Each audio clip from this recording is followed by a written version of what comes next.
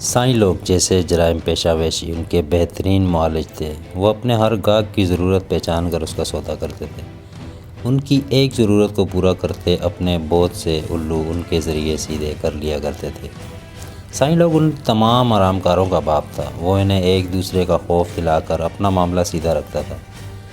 وہ بڑا ماہر نفسیات تھا۔ اسے ان کی رگ رگ سے آگاہی تھی۔ کس افسر کی نظر کس پلاٹ پر ہے، کس بیگم کی نظر کس افسر پر ہے، کس افسر کے تبادلے کو روکنے کا کسے اور تبادلہ کرنے کا کسے اختیار ہے، کس کی بیٹی کس کے بیٹے کے ساتھ اور کس کا بیٹا کس کی بہو کے ساتھ ناجائز مراسم رکھتا ہے۔ اسے ان تمام معاملات کی خبر رہتی تھی۔ اس نے ان لوگوں کی مدد سے ان کے گھروں کے اندر اپنا جاسوسی جال بڑی کامیابی سے بنا دیا تھا۔ افسر اعلیٰ سائیں لوگ کے پاس اپنی بیگم اور بیگم افسر اعلیٰ کا کچا چٹا چور کھول جاتی تھی۔ دونوں اس فریب میں مبتلا رہتے تھے کہ سائیں لوگ ان کا ہمدرد ہے، لیکن دونوں اس سے لاعلم تھے کہ وہ سوائے اپنے اور کسی سے مخلص ہو ہی نہیں سکتا۔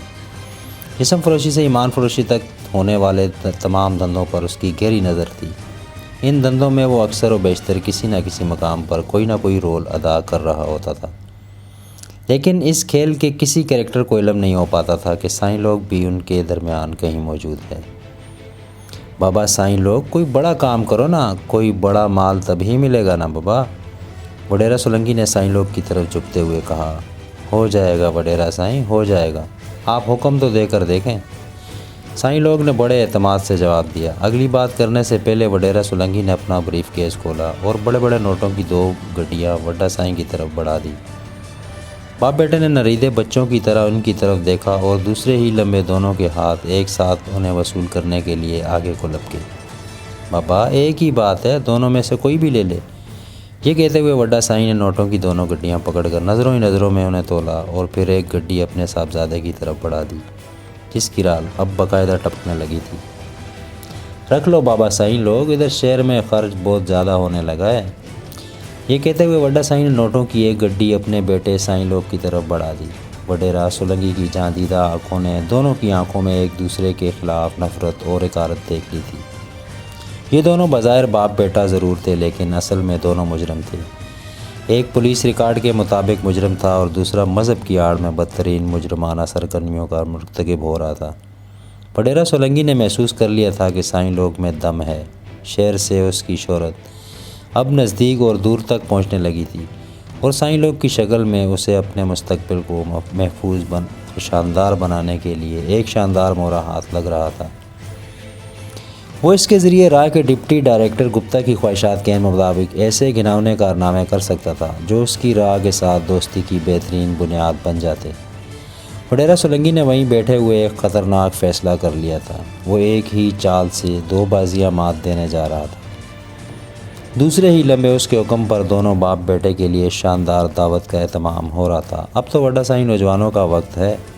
میں تو کہتا ہوں سائیں لوگ کو بھی پارٹی میں لے آؤ، اسے کوئی بڑا اور اس کی مرضی کا عہدہ بھی دے دیں گے۔ اس نے اچانک ہی عجیب سی بات کہہ دی۔ سائیں لوگ کی آنکھوں میں اچانک چمک پیدا ہوئی تھی۔ وڈیرا سائیں، آپ کو آم کھانے سے مطلب ہے؟ گٹلیاں کیوں گنتے ہو بابا؟ کام ہو رہا ہے نا یا نہیں؟ وڈا سائیں نے قدرے چڑھ کر جواب دیا۔ یہی جواب سولنگی سننا چاہتا تھا۔ اس نے باپ کے جواب پر بیٹے کی آنکھوں میں پہلے سے موجود نفرت کو 2 چند ہوتے دیکھ لیا تھا۔ وڈیرا سائیں ٹھیک تو کہہ رہا ہے سائیں۔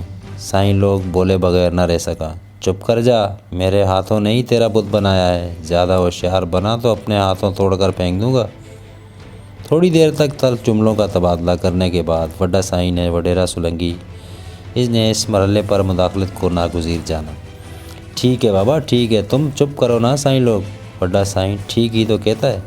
اس نے گردن گھما کر دوسری طرف بیٹھے سائیں لوگ کی طرف دیکھ کر آنکھ دبائی۔ وڈیرا سولنگی کا تیر عین نشانے پر لگا تھا۔ اس نے نوکر کو اشارہ کیا اور دوسرے ہی لمحے وہاں شراب کی بوتلیں آ گئیں۔ بابا انگریزی دارو ہے، کھانے سے پہلے کچھ ہو جائے، خاص طور پر تمہارے لیے نکالی ہے۔ اس نے سائیں لوگ کی طرف دیکھ کر مسکراہٹ اچھالی۔ وڈا سائیں اپنے ہونٹ کاٹ کر رہ گیا۔ تھوڑی دیر بعد شراب کا دور شروع ہو گیا۔ سولنگی کے اشارے پر جان بوجھ کر اس کا ملازم سائیں لوگ والا گلاس بار بار بھرتا جا رہا تھا۔ تھوڑی دیر بعد ہی سائیں لوگ آؤٹ ہو گیا۔ اس نے بغیر کسی جھجک کے اپنے باپ پر گالیوں کی بچھاڑ کر دی۔ وڈا سائیں غصے سے تل ملاتا اس کی طرف بڑھا تو سولنگی کے ملازموں نے دونوں کے درمیان اپنے جسموں کی چادر تان لی۔ بابا تم ادھر آؤ نا میرے ساتھ۔ سولنگی نے اپنے ملازموں کو سائیں لوگ کو سنبھالنے کا اشارہ کیا اور وڈا سائیں کو دوسرے کمرے میں لے گیا۔ کیوں جگ ہنسائی کروا رہے ہو وڈا سائیں؟ دماغ خراب ہو گیا ہے کیا؟ دشمنوں کو تماشا دکھاؤ گے؟ بابا کیا فائدہ ہوگا، چھوڑو مٹی ڈالو، نوجوان ہے سمجھ جائے گا، میں اسے رات کو سمجھا دوں گا، تمہارا اس سے الجھنا ٹھیک نہیں۔ ہوش کرو وڈا سائیں، ہوش۔ اس نے دوسرے کمرے میں پہنچ کر وڈا سائیں کا ہاتھ پکڑ کر اسے ایک پلنگ پر بٹھاتے ہوئے کہا، میں اس کو زندہ گاڑ دوں گا۔ وڈا سائیں اس کا باپ ہی نہیں، اس کا انداتا بھی ہوں۔ ارے اس کی حیثیت ہی کیا ہے؟ اگر میں اس کا یہ سوانگ بھر سکتا ہوں تو ختم بھی کر سکتا ہوں۔ میں اسے کتے کی موت مرنے پر مجبور کر دوں گا۔ اس سے پہلے کہ وہ مزید کچھ کہتا سولنگی نے اس کے منہ پر ہاتھ رکھ دیا۔ عقل کرو وڈا سائیں، عقل کر، ہم دشمن دار ہیں، یہ خبر بڑے کوٹ میں پہنچے گی تو تماشا لگ جائے گا۔ بابا جو جی چاہے کر لینا، لیکن ابھی تو چپ کر جا۔ اس نے وڈا سائیں کو ٹھنڈا کیا اور اس کی نگرانی پر ملازم کو مامور کر کے دوسرے کمرے میں واپس آ گیا، جہاں سائیں لوگ شراب کے نشے میں دھت اپنے باپ کو قتل کی دھمکیاں دے رہا تھا۔ سائیں لوگ بابا چپ کر جا، بوڑھا ہو گیا ہے، دماغ خراب ہو گیا ہے اس کا، اسے تیری ہستی کا اندازہ ہی نہیں ہو رہا، اسے علم نہیں کہ تو بابا کتنا بڑا آدمی ہے، شہر میں تیرا کتنا نام ہے، کتنی عزت ہے، بڑے بڑے لوگ تیرے مرید بنے ہوئے ہیں، اور یہ بڈھا ابھی تک اپنی اکڑ میں ہے، دماغ کی خرابی ہے نا بابا۔ سولنگی نے اسے بھڑکانے کے انداز میں بظاہر ٹھنڈا کرنا چاہا اور کہا، وڈیرا سچ تو کہتا ہے۔ وڈیرا سولنگی کے منشی نے اپنے مالک کا اشارہ سمجھ کر اپنا کام شروع کر دیا۔ عین ان لمحات میں جب منشی ادھر سائیں لوگ کو تیش دلا رہا تھا، دوسرے کمرے میں موجود اس کا دوسرا ملازم یہی کارنامہ وڈا سائیں کے ساتھ انجام دے رہا تھا۔ دماغ خراب ہو گیا ہے سائیں اس کا، اسے علم نہیں کہ آج بھی تیرے نام سے دور نزدیک کے 150 گوٹ کانپتے ہیں۔ ارے تو مرد ہے مرد، تو نے پولیس کی دوڑیں لگوا دی، بڑے بڑے ترم خان تیرے سامنے دم نہیں مار سکتے، اور یہ کل کا چھوکرا بابا وڈا سائیں، تم نے اسے شہر بھیج کر بڑی غلطی کی، اور اس کا اتنا دبدبہ کیوں بنایا؟ تم خود ہی بھگتو۔ کس نے کہا تھا کہ تم اپنے سے زیادہ اسے اوپر لے جاؤ؟ ہاں کس نے کہا تھا؟ اس نے وڈا سائیں کو غصے سے نیم پاگل ہی کر دیا تھا۔ دوسرے ہی لمحے اس نے زور زور سے اپنے بیٹے کو گالیاں اور دھمکیاں دینا شروع کر دیں، جس کی آواز دوسرے کمرے میں سائیں لوگ کو اچھی طرح سنائی دے رہی تھی۔ وڈیرا سولنگی کے ہونٹوں پر شیطانی مسکراہٹ گہری ہو گئی۔ وہ دونوں موروں کو اپنی مرضی کی بساط پر لے آیا تھا اور اب اتنی آسانی سے کسی پر بھی شے مات دے سکتا تھا۔ بابا ان کا دماغ ٹھنڈا کرو، میں ذرا دوسری حویلی میں جا کر ایک ٹیلی فون کر آؤں۔ اس نے اپنے منشی کی طرف دیکھ کر آنکھ دبائی اور تیزی سے باہر نکل گیا۔ وڈیرا سولنگی کا دماغ شیطان کی فیکٹری تھا، اسے ہر لمحہ نئی شیطانی سوچتی تھی۔ برق رفتاری سے وہ اپنے شب خوابی کے کمرے تک پہنچ گیا۔ دوسرے ہی لمحے اس نے اپنے سرہانے درا وہ ہینڈی کیم اٹھا لیا جو اسے میڈم للیتا نے بطور تحفہ دیا تھا۔ اس کے ساتھ ہی وہ وڈا سائیں والے کمرے کے دروازے سے لگ کر کھڑا ہو گیا۔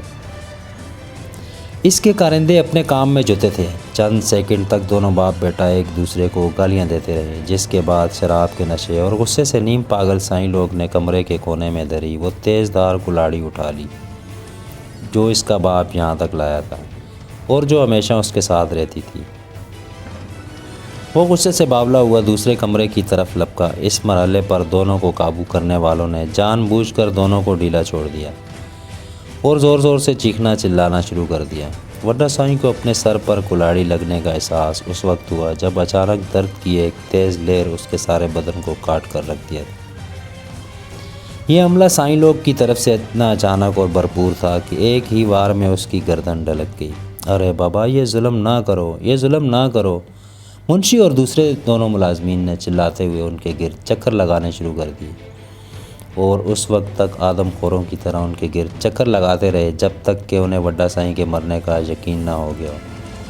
سائیں لوگ نے جنونی قاتل کی طرح اپنے باپ کے جسم کو ٹکڑوں میں تبدیل کر دیا تھا، لیکن اس کے فرشتوں کو بھی اس بات کی خبر نہ ہو سکتی کہ وڈیرا سولنگی نے اپنے ہاتھ میں پکڑے ہوئے اور جدید ترین ہینڈی کیمرے سے ساری فلم بنا لی تھی اور اب وہ واپس اپنے کمرے کی طرف جا رہا تھا۔ بڑی فاتحانہ انداز سے اس نے شیطانی مسکراہٹ کے ساتھ اپنے کمرے کی طرف دیکھا اور اسے چوم کر دوبارہ الماری میں رکھ دیا۔